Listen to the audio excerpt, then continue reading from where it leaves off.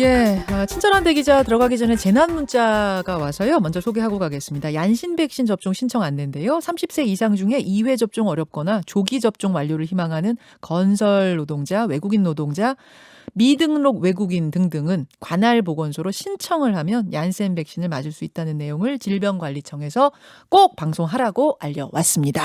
전달을 하면서 친절한 대기자, 권영철 대기자 어서 오십시오. 안녕하십니까. 제가 앞서서 예고를 했습니다만 이 지금 뭐 정치권의 태풍의 눈이 되고 있는 네. 고발사주 의혹과 관련된 관련자 5명과 다 통화를 보셨다고요?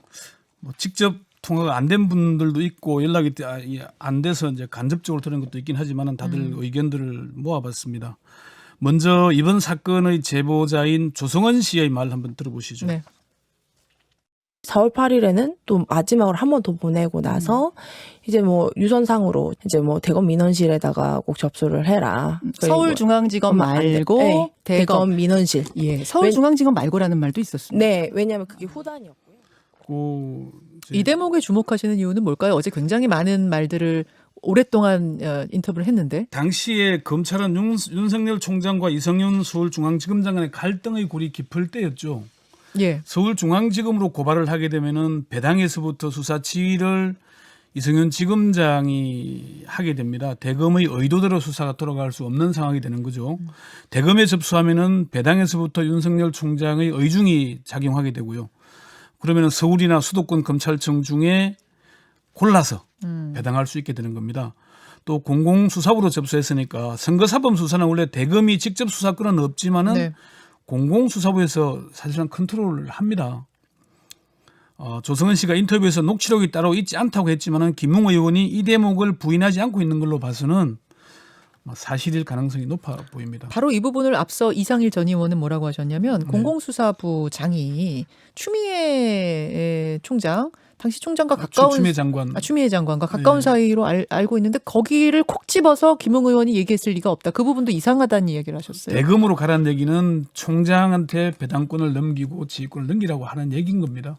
그건 뭐 검찰의 상식인 거죠. 그거는 공공수사부로 접수를 사람과의 하더라도 관계를 떠나서 대검으로 가면은 어차피 예, 마지막은 그렇습니다. 자 다음은 김웅 의원인가요? 예, 김웅 의원은 기억나지 않는다며 버티고 있습니다. 김웅 의원이 기자회견에서 밝힌 내용 들어보시죠. 네. 범건 고발장 등을 받았는지는 기억나지 않고 이를 확인할 방법도 없습니다. 현재 저에게는 기록이 남아있지 않고 그 진위 여부는 제보자의 휴대전화와 손모 검사의 PC 등을 기반으로 조사기관에서 철저히 조사하여 하루빨리 밝혀주시기 바랍니다. 정말 기억이 안 나는 것이냐? 본인이 기억나지 않는다고 하니 참 저도 답답하고 국민들도 답답합니다. 사실. 다만 김웅 의원이 왜 기억나지 않는다고 할까 그 대목을 따져보니 그럴 수밖에 없겠다는 그런 생각이 들었습니다. 그건 무슨 말씀이신가요? 김웅 의원은 검사 시절부터 거짓말은 하지 않는다는 걸 나름대로 지켜온 사람입니다. 네. 그런데 손준성으로부터 받은 걸 받지 않았다고 하면은 거짓말이 되죠. 그렇다고 받아서 전달한 게 맞다고 시인하면은 그다음부터는 걷잡을 수 없는 파장이 일게 됩니다. 당장 친구인 손준성 피의자 조사를 받아야 되죠. 이미 뭐 지금은 조사를 받고 있습니다만은 네. 당내 지지율 1위를 달리고 있는 윤석열 후보에게 모든 의혹이 쏠리게 되고요. 지금은 사퇴했지만은 자신이 유승민 캠프 대변인을 맡았지 않습니까? 맡았었죠. 그러니까 그러면은 자신이 인정하는 순간 윤 캠프 쪽에서는 이거는 유 캠프 쪽의 정치 공작이다 이렇게 역공할 거잖아요. 다른 이유도 있는데 김 의원은 이런 내용이 공개되는 것 자체가 누군가의 또는 어떤 진영에서 정치적으로 이용하고 있다는 심정을 가졌을 걸로 보입니다. 그 누군가를 언급하기는 어렵지만은 이번 사태로 가장 이득을 보는 쪽이 그런 걸 하지 않았겠느냐 그런 판단을 했을 겁니다. 자신이 인정하면은 국민의힘 대선 후보 경선은 혼란의 경선 구도가 될 것이고 완전히 혼돈에 빠지게 되겠죠. 검사 내전을 쓴 김웅 의원이 그런 중요한 사실을 기억하지 못한다고 할 때는 그만한 이유가 있지 않겠느냐. 기억이 안 날 수밖에 없다. 예, 그렇죠. 안 나는 것 외엔 다른 방법이 없었다 그 말씀이신 거예요. 예, 선택적 기억 상실 이런 용어를 쓰기도 합니다. 근데 김웅 의원이 법률지원단으로 바로 전달하지 않고 왜 조성은 당시 선대위 부위원장을 거쳤을까요? 법률지원단장이 정점식 의원이었죠. 예. 검사장 출신인데 총선 당시에는 황교안 대표의 최측근이었습니다. 지금은 예. 윤석열 캠프로 가 있고요. 맞아요. 김웅 의원이 검찰에서 퇴직한 직후에 먼저 황교안 대표가 영입을 제안했어요. 그런데 김웅 의원이 거절했습니다. 아, 미래통합당으로 오라고 그랬는데 네. 그쪽으로 안 간 거죠. 그때는 네. 이제 자유한국당. 아니 저기 더 그때 이름이 통합하기 자유한국당이었죠. 예. 근데 유승민 후보가 제안하니까 받아들여서 네. 새로운 보수당으로 갔죠. 맞아요. 그러니까 황교안 대표나 정점식 의원과는 껄끄러운 관계였습니다.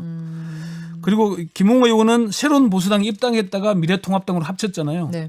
당직자 중에 안면이 있는 당직자가 없었다고 합니다. 아. 그런데 이제 N번방 특위에서 같이 활동했던 조성은 씨가 선대위 부위원장을 하고 있으니까 그쪽으로 예. 보낸 거죠. 아하. 김웅 의원 말대로 손준정 검사가 보낸 파일들을 하나하나 꼼꼼하게 검토할 시간이나 정신적인 여유가 없었을 겁니다, 당시에. 그런데 검사로서 20년 재직했는데 그런 감이 없겠습니까? 방을 폭파하라고 한 건 위험하다고 하는 걸 느끼고 있다는 것 아니겠습니까? 자, 손준성 검사는 부인 전면 부인으로 일관하고 있지 않나요? 그렇습니다. 손 검사는 관련 사실을 계속 부인하고 있습니다. 얼마 전에 입장문을 냈는데 한겨레 신문과 뉴스버스는 제가 김웅 의원에게 고발장과 첨부 자료를 발송했다는 의혹을 보도한 바 있다. 제가 고발장을 작성하거나 첨부 자료를 김웅 의원에게 송부했다는 의혹은 전혀 사실이 아니다. 네. 손 검사는 이와 관련한 근거 없는 의혹 제기와 이로 인한 명예훼손 등 위법 행위에 대해서는 강력한 법적 조치를 취할 예정이다. 이렇게 덧붙였죠. 난 보낸 적이 없다. 그랬는데 네. 어제 조성은 씨가 나와갖고 그 화면까지 보여줬어요. 네, 네. 그러니까 본인의 텔레그램에 지금 손준성 보냄이라는 게 남아 있는데 네. 그걸 눌렀을 때의 그 화면과 그다음에 손준성 검사 번호를 저장하고 있는 기자들한테 좀 부탁을 했대요. 거기서 네. 한번 눌러보시라고. 그렇죠. 눌렀더니 프로필이 똑같더라. 결국 그것을 확인했다. 그 손준성이 그 검사 손준성임을 확인했다. 이 얘기를 공수처에다가도 다 알렸다고 하고요. 공수처도 그렇게 확인한 걸로 알려주고 있는데요. 손 검사는 오늘 아침까지 아무런 반응이 없습니다. 맞으면 맞다, 아니면 아니라고 해야 하는데 아무런 입장이 없습니다. 김웅 의원도 이에 대해서 더 이상 입장 표명이 없고요. 이거는 손준성 의원이 보낸 게 맞다고 아마. 근데 그 얘기를 듣고 나서 손준성 검사 입장문을 다시 한번 읽어보니까요. 이렇게 돼 있어요. 제가 김웅 의원에게 고발장과 첨부 자료를 발송했다는 의혹을 보도한 바 있는데 김웅 의원에게 송부했다는 의혹은 전혀 사실이 아니다. 즉 김웅 의원한테 바로 보낸 건 아니더라도 건네서 갔을 수는 있는 거 아니에요? 여기 보면은 김웅 의원에게 송부했다는 의혹은 사실이 아니다라고 썼어요. 아니 김웅 의원한테 온 게 지금 일로 간 거거든요. 조성은 씨한테. 그러니까요. 그러니까 손준성 검사도 네. 건너서 갔을 수도 있는 거 아니냐. 그러면은 이 말이 또 피해갈 어떤 구멍이 있었던 건 아니냐. 입장문이. 그 당시로는 손준성으로서는 부인할 수밖에 없는 상황. 그리고 김웅 의원은 기억나지 않을 수밖에 없는 상황이었다는 걸 우리가 이해를 하고 봐야 되죠. 자, 또 한 명. 윤석열 후보는 어떤 입장입니까? 지난 8일 처음으로 기자회견을 했습니다. 15분간 진행된 회견에서 분노를 감추지 않았는데요. 시종일관 개강된 소리로 발언을 했는데 그 소리 한번 들어보시죠. 앞으로 좀 정치 공작을 하려면 좀 잘 준비해서 제대로 좀 하고 뭐 인터넷 매체나 또는 무슨 재소자나 의원들도 면책특권 뒤에 숨지 말고 국민들이 다 아는 그런 메이저 언론을 통해서 면책특권 뒤에 숨지 말고 또 어디 재소자 들먹이지 말고 좀 국민들 누가 봐도 좀 믿을 수 있는 신뢰성 있는 사람을 통해서 이렇게 좀 문제를 제기할래도 좀 제기를 해 주셨으면 좋겠습니다. 윤 전 총장은 제가 그렇게 무섭나 저 하나 그런 공작으로 제거하면 정권 창출이 되느냐 라면서 고발 사주 의혹을 정치 공작이라고 이렇게 주장을 했습니다. 예, 예. 박지원 국정원장도 지금 이제 이름이 등장하고 있는데 네네. 박지원 국정원장 입장은 뭐 인터뷰를 이분이 지금 할 수 있는 위치가 아니니까 국정원장. 직접 제가 들은 게 없거든요. 혹시 통화는 됩니까? 어제 밤늦게 통화를 했는데요. 되셨어요? 예, 왜 잠자는 호랑이 꼬리를 밟느냐고 이렇게 말했습니다. 그건 무슨 말일까요? 국민의힘 윤석열 전 검찰총장 쪽에서 박 원장을 자신을 향해 공작설, 대선 개입 의혹을 제기하고 있지 않습니까? 예. 그에 대해서 경고하는 말로 들렸습니다. 박 원장은 국정원은 정치 개입하지 않는다. 법과 제도에 의해서 개혁했다면서 과거에는 국정원장이 날아가는 새도 떨어뜨렸지만 지금은 국정원장인 제가 지나가도 새도 안 날아간다. 그 정도로 힘이 예, 맞았다. 약하다는 뜻이군요. 그러면서 제가 그렇게 업무를 하면은 김대중 대통령님을 문재인 대통령님을 제가 어떻게 뵐 수 있고 국민을 배반할 수 있겠나. 그런 거 안 한다고 단호한 어투로 말했습니다. 박 원장은 특히 서울경제 조모 기자가 전화가 와서 이필영을 아느냐, 그날 같이 동석했느냐라고 물어봤다면서 자, 여기서 네. 이제 동석자 이름을 네. 지금 이름이라고 돌고 있는 이름을 네. 권영철 기자가 언급을 해주셨는데 지금 언론인들 사이에서 이필영이라는 동석자 이름이 막 그냥 돌고 막 취재에 들어갔다고 아까 이상일 전 의원도 그러셨잖아요. 그래서 우리도 정치권에서는 고발을 이미- 했다 이미 이랬는데 파다한 거죠. 예. 아니 지금 조성은 씨나 박지원 국정원장은 동석자 없다는 입장인데 네. 이필영이라는 이름은 갑자기 어떻게 등장한 거며 도대체 어떻게 이런 추정들이 오고 가는 겁니까? 박 원장이 어제 아마 그 기자들 전화를 많이 받았나 봐요. 이필영을 아느냐, 이필영이와 같이 동석했느냐 이렇게 물어봤는데 이필영은 국정원 전 직원이고 지금은 홍준표 캠프에 있는 조직 본부장인 걸로 제가 그렇게 알고 있습니다. 국정원 직원 출신 홍준표 캠프 사람. 조직 본부장. 예. 뭐 그 모 후보 이제 박지원 원장 말인데 모 후보 측에서 박지원, 이필영, 조성은이 모의를 했다고 하는 전화가 많이 오는데 그날 8월 11일은 분명히 두 명이 만났고 이필영은 나는 알지도 못한다 이렇게 말했습니다. 아니 그날은 안 만났고 다른 날 만났다는 뭐 이런 의미 아니고요. 알지도 못한다. 알지도 못한다. 박지원 원장은 아. 이필영 실명을 꼭 밝혀달라 이렇게 얘기를 했고요. 아니, 그렇게 밝혀도 되는 건가요, 이필영 씨 이름은? 조성은 씨도 페이스북에 오늘 아침에 올린 페이스북에 이필영이라는 이름을 공개를 했습니다. 공개를 했습니까? 예, 이필영이라는 분 이름조차 들어본 적 없다. 오히려 첫 질문을 하는 기자에게 그분 무엇을 하시는 분이냐고 물었더니 홍준표 대표님과 일을 했던 분이라고 했다. 이렇게 얘기를 밝혔습니다. 그러니까 윤석열 캠프 쪽에서 어제 고발을 하면서 그 네. 박지원, 조성은 그리고 성명불상의 한 명, 네. 동석자 한 명 이렇게 고발을 했는데 그 성명불상의 동석자 한 명이 이필영이라는 사람으로 지금 추정이 되면서 돌아다니고 있고 네. 그것에 대해서 그 사람 알지도 못한다는 게 국정원장의 어제 전화통화 답변이었군요. 그렇죠. 박 원장은 정치 개입 그런 거 안 한다라고 단호하게 말하면서 왜 잠자는 호랑이 꼬리를 밟아요? 윤우진 전 세무서장 사건을 국회에서 내가 제일 먼저 터뜨린 사람입니다. 모든 걸 잘 알고 있어요라고 제3 강조를 했습니다. 윤석열 캠프에서 정치 공작으로 몰아가려 하자 경고를 날린 걸로 보입니다. 이게 무슨 말입니까? 윤우진 전 용산 세무서장 사건을 내가 잘 알고 있다? 이게 이제 검찰총장 청문회 때에도 논란이 됐던 사건이고요. 예. 그 윤대진 검사장의 형인데 네. 이 사건이 윤석열 총장이 변호인을 소개했다 뭐 이런 논란 때문에 계속 논란을 빚고 있는 인사청문회에서 사건입니다. 크게 논란이 됐었던 부분이잖아요. 네, 그런 겁니다. 근데 그걸 잘 알고 있다라는 이야기는 뭐죠? 그 내막을 잘 알고 있는데 나를 건드리면은 이런 것들을 폭로할 수 있다. 잠자는 호랑이 꼬리를 밟으면 호랑이가 움직이지 않겠습니까? 그런 의미일 겁니다. 아닌가 싶다 그 말씀이신 거죠? 네. 자, 그 이필영이라는 사람이 동석하지 않았을 뿐만 아니라 알지도 못하는 인물이다라는 게 박지원 공식 원장. 입장인 예, 거고요. 예. 네. 굉장히 사안이 복잡하죠, 여러분. 복잡하기 때문에 그리고 각각 인터뷰들을 뭐 한 자리에 모아서 할 수도 없기 때문에 지금 권영철 대기자가 관련자 이름이 오르내리는 사람들의 5명의 입장을 한 번에 지금 취합한 걸 알려드리고 있는 중입니다. 5명을 쭉 취재하면서 네. 가장 주목이 됐던 대목은 어떤 겁니까? 일단 전제는 손준성 검사가 김웅 그 당시 후보에게 고발장과 관련 증거 목록을 보낸 건 이젠 거의 확실해지고 있는 거 아닙니까? 이거는 이론이 없는 것 같고요. 네. 송 검사가 처음에는 부인했지만 김웅 의원에게 보낸 텔레그램 계정이 송 검사 것으로 확인됐다는 데 대해서 반론을 아직 제기하지 않고 있으니까요. 그렇습니다. 그러면은 송 검사가 보냈다면은 송 검사 쪽 수사정보정책관실에서 이 문건을 작성한 게 될 겁니다. 그리고 대검에서 작성한 게 맞다는 얘기가 되는 거죠. 근데 아까 이상일 전 의원하고도 제가 네. 대화 나눴습니다만 네. 손준성 검사가 최초 작성자냐는 아직 정확한 건 모르잖아요. 누군가가 쓴 것을 받아 전달했을 가능성도 여러는 놓고 있어야 되는 거 아닌가요? 이게 사실 저는 처음부터 논란이 되는 걸 보고 사실 보고 있었는데 말이 안 되는 논란이거든요. 법조계에서는 상식인데 차장검사급인 정책관, 기획관이 문서 고발장인 거 안 씁니다. 직접 작성하지 않습니다. 아, 그렇고 쓰기엔 너무 높다는 얘기예요? 그렇죠. 수사정보정책관실에는 정책관 아래에 담당관, 부장검사급이 2명 있고요. 네네. 1담당관, 2담당관. 예. 또 그 아래에 연구관 검사가 2명 있습니다. 네. 주로 문서들은 이 연구관들이 작성을 합니다.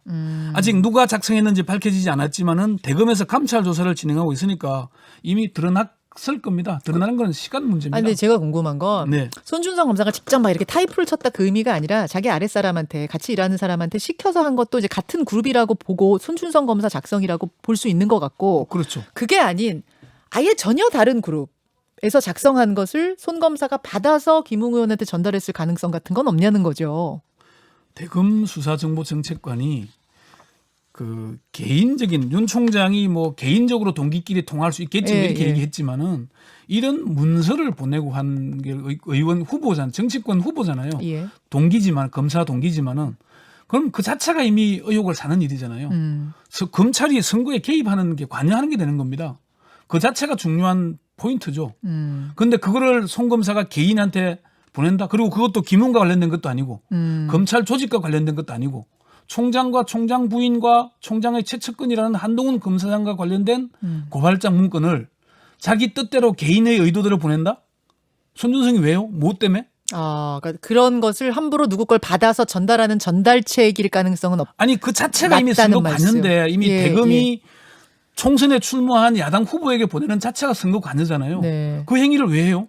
무슨 이득을 보려고? 자, 그럼 권현철 대기자가 네? 보기에는 그 네. 작성자는 손준성 검사나 그 밑에 이제 같이 일하는 누군가일 손준성 가능성이 검사가 크다. 김웅 의원에 보낸 게 확정이 된 거라면은 예.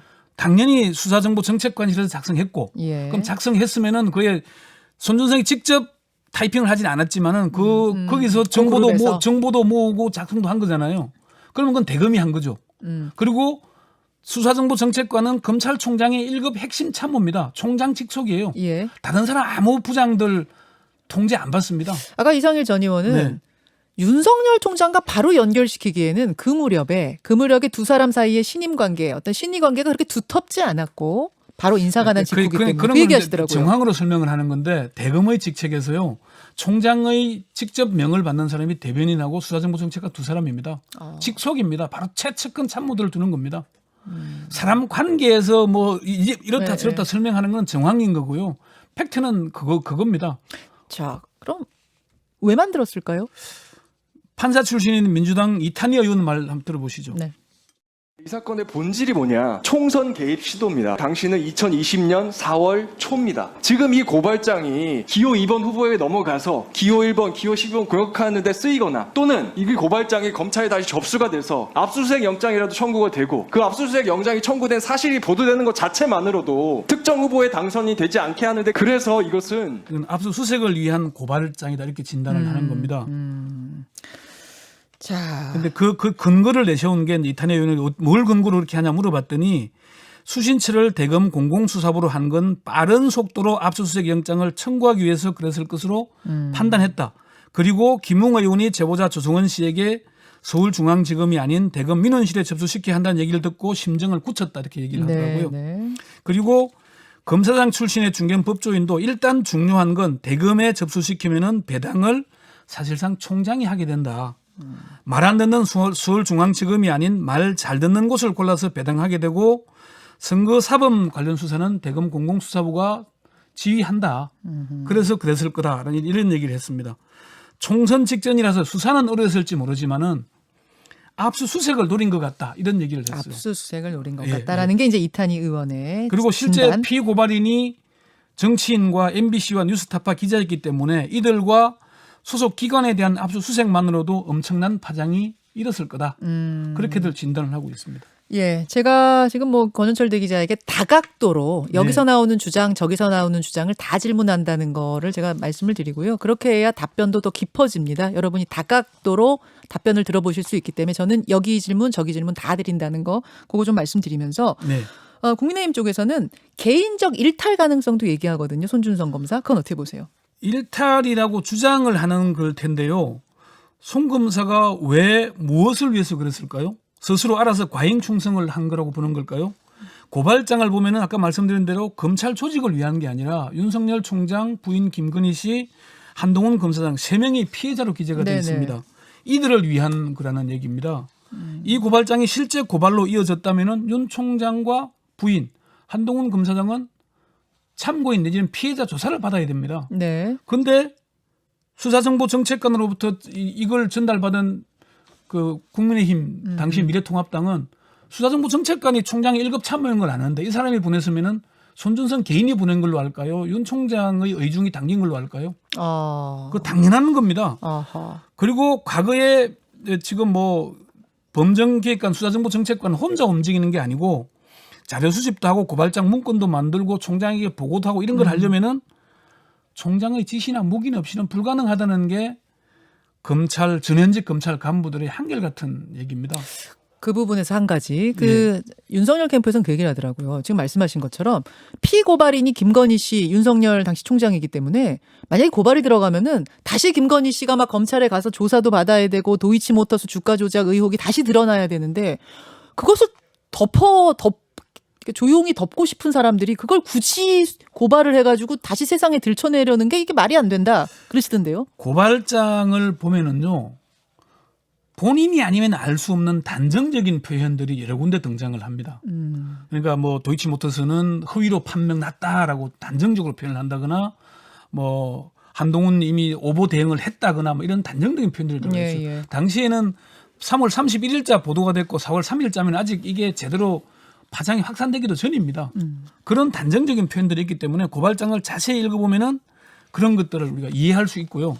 그리고 고발장에 특이한 대목이 있는데요. 어떤 겁니까? 공직선거법 위반인데 죄명이 좀 낯선 겁니다. 방송, 신문 등 부정이용죄 공직선거법 96조에 나오는 걸 적용을 하고 있는데요. 방송, 신문 등 부정이용죄. 네. 좀 낯서네요. 네, 이거는 법조인들이 이제 이거는 선거법을 꿰고 있는 전문가가 아니면은 알 수 없는 내용이다. 아마 선거법 전문가가 조언을 했을 거다. 이렇게 얘기를 합니다. 윤 총장의 핵심 측근 중에 선거법 전문가가 있었을 것이라는 건 추측이 가능한 대목이고요. 윤 총장은 이 고발장을 괴문서라고 규정을 했지 않습니까? 예. 이미 최강욱 의원에 대한 고발장은 문건과 거의 흡사한 내용으로 구성되어 있으니까 반드시 괴문서라고만 단정할 수는 어렵지 않겠습니까? 고발장을 자세히 읽어보면은 여러 가지 그 표현들 사실은 어제 이제 백혜련 의원이 대정부 질의를 했는데 그 얘기 잠시 한번 들어보시죠. 4월 1일 윤석열 검찰총장과 한동훈 검사장이 전화통화 시비에 한동훈 검사장, 대검 대변인, 손준성 수사정보정책관이 카톡방에서 45회나 대화를 나눕니다. 4월 2일 윤석열 검찰총장과 한동훈 검사장은 전화통화 17회, 한동훈 검사장, 대검 대변인, 손준성 수사정보정책관은 카톡방에서 30회 대화를 나눕니다. 이게 사실 수사 기밀인데 백 의원이 어떻게 알아서 폭로했는지 모르겠습니다만은 일단 폭로가 했어요. 백 의원은 당시 부산고검 차장이던 한동훈 검사장이 지휘 라인에도 없는 사람이 총장과 수십 차례 통화하고 대검 수뇌부와 단톡방에서 이렇게 수많은 대화를 나눈다는 건 상식적이지 않다. 상식적으로 이 고발장 접수 전에 이렇게 많은 대화가 오갔다는 것은 실제 고발장 접수 전달과 관련해서 대화를 나누었을 것이다. 이렇게 추정할 수 있지 않겠느냐 이렇게 박범계 법무장관 질의를 하더라고요. 예. 아직 확실한 건 없습니다만 검찰총장의 1급 핵심 참모인 수사정보정책관이 이걸 왜 만들었고 왜 제1야당 국회의원 후보에게 전달했는지 정말로 선거 전에 압수수색을 하기 위해서 모의한 것인지 윤석열 검찰총장과 한동훈 검사장은 어디까지 관여했는지 이런 것들이 제대로 밝혀져야 할 겁니다. 예. 5명의 입장을 한 자리에서 들으면서 이 사건이 밝혀야 할 핵심 포인트는 뭔지를 오늘 좀 짚어주셨어요. 고정철 기자 수고하셨습니다. 네. 김현정의 뉴스쇼는 청취자 여러분의 참여로 이루어집니다. 트위터, 페이스북, 레인보우 게시판, 그리고 단문 50원, 장문 100원의 유료 문자 샵 1212, 우물정 1212 통해 참여하실 수 있습니다. 김현정의 뉴스쇼 여러분과 함께 만듭니다.